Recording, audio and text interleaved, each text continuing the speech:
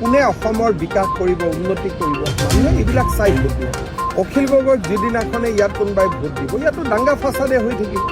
আজি নেপাল বনিব, কালি কিবা বনিব, তেওঁলোকেতো নিজেই কৈ থাকে যে আমি নেপাল বনাই দিম, বাংলাদেশ বনাই দিম। গতিকে অসমৰ উন্নতি ক'ত হ'ব? এইটো তেওঁলোকে নিজেই কোৱা কথা যে নেপাল কৰি দিম, বাংলাদেশ কৰি দিম। তাৰমানে ইয়াত একো নহ'ব। ৰাইজেতো এইখিনি কথা বুজি পায়। তেনেকে গগৈ লগ লগা, কোনোবাই কালি ক'ব বুঢ়াগোহাঁই লগ লগা, কালি কোনোবাই বৰগোহাঁই লগ লগা, অসমত তেনেকে ৰাজনীতি নহয়।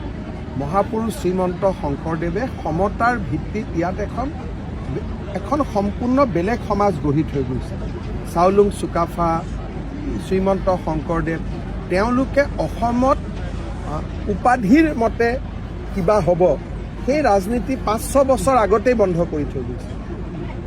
অখিল গগৈহঁতে বুজি পোৱা নাই যে এইখন অসম বেলেগ অসম, ইয়াতে এই ধৰণে ৰাজনীতি নচলে। কোনে কাৰ কাৰণে, সমাজৰ কাৰণে কি কৰিছে, কোনে অসমৰ বিকাশ কৰিব, উন্নতি কৰিব, মানুহে এইবিলাক চাই ভোট দিয়ে।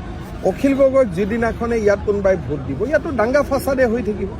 আজি নেপাল বনিব, কালি কিবা বনিব, তেওঁলোকেতো নিজেই কৈ থাকে যে আমি নেপাল বনাই দিম, বাংলাদেশ বনাই দিম। গতিকে অসমৰ উন্নতি ক'ত হ'ব? এইটো তেওঁলোকে নিজেই কোৱা কথা যে নেপাল কৰি দিম, বাংলাদেশ কৰি দিম। তাৰমানে ইয়াত একো নহ'ব। ৰাইজেতো এইখিনি কথা বুজি পায়।